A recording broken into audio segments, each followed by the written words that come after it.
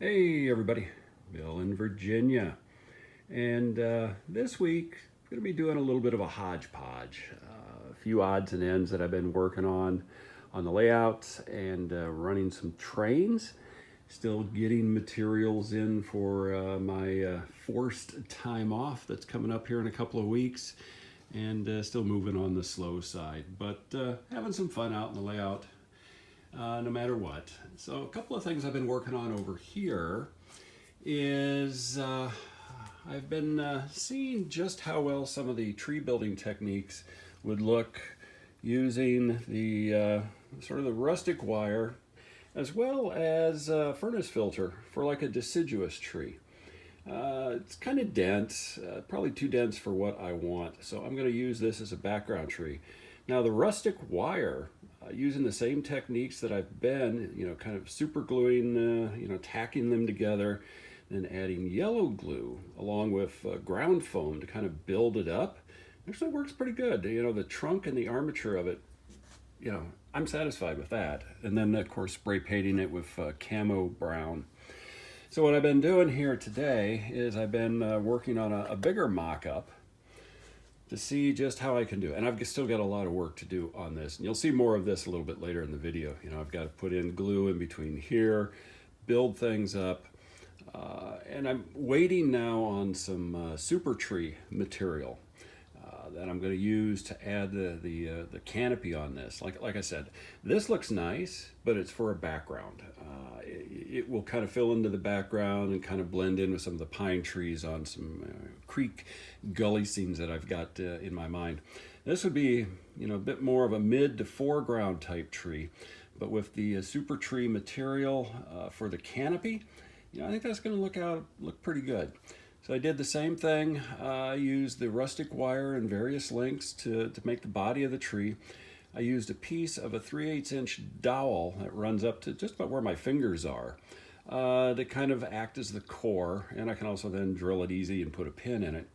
And then I'm making additional pieces that can come off this. I have put super glue on the tips of each of these just so that any of the wrappings don't peel off, but that's coming along pretty well. I like how that's looking. So since that last video clip, I got in the super tree material, seafoam, and I also got that trunk completed. So I've got a couple of examples over here. On the right is the trunk that was in that last video clip, and I've still got a lot of work to do on it. I've been putting the super tree material on the branches. I have cut them back. I've got the trunk pretty well finished. It looks pretty good. I've got a bunch of stuff that I will glue into some areas to kind of finish it off. I'm using a heat shrink to attach the seafoam to the end of the rustic wire, branches, limbs, however you want to call it. And I'm going to use an electric soldering gun, an old one, kind of a low heat setting, and just so that I can get that tubing to connect. I've already super glued it on, but this gives me a much stronger joint, and when I paint it, it disappears. So you can kind of see the same thing on this one. I've got the trunk in here. I use the shrink tube or heat shrink. You can't really see it in there, which is exactly what I want to kind of go at the top. But these trees are looking pretty good. They're O scale. They are about probably 12 to 13 inches tall. So these are coming along nicely, and I've been having some fun with them. So anyway, I think now I'm going to run some trains, and maybe at the end of the video I might have that big one done. I'm going to be kind of working on that here a little bit, and that'll wrap it up for this video.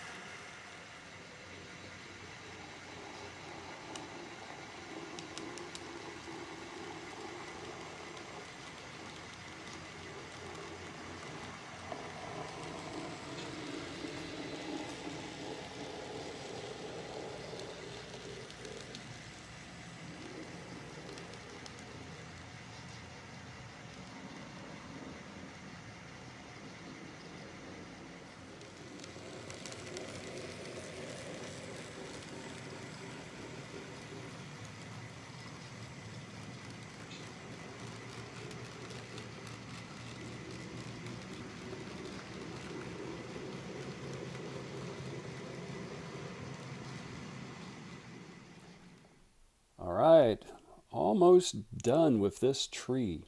So I've used the soldering iron and I put it against the heat shrink tubing and got those all seated. Just came back in from outside where I painted the tree again to give it more of a brown look across the top and the branches. So what I'm going to do now is let this dry for a little bit, have a little bit of supper, and then come back out and give it a coat of Ultra Hold hairspray and put some leaves on this tree and then set her aside and see how it looks. Almost done. All right, tree is pretty much done.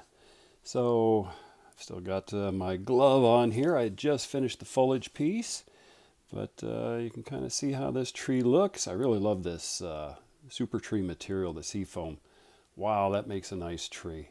So what I'm going to do is let everything dry for a little while. Then I'm going to come back in with a fairly stiff brush, clean off the branches a little bit, set this aside, and I got a nice looking big honking tree. All right, one last little snippet and that'll be it for the video. All right, tree is done. I've got an ON3 passenger car just kind of sitting there for scale in between the two trees. So it looks pretty good. I've still got a little bit more brushing to do in a couple of spots, but I'll just kind of wait until everything really dries well for that. You can see that for the scale wise, you know, big trees, but they don't overpower the train.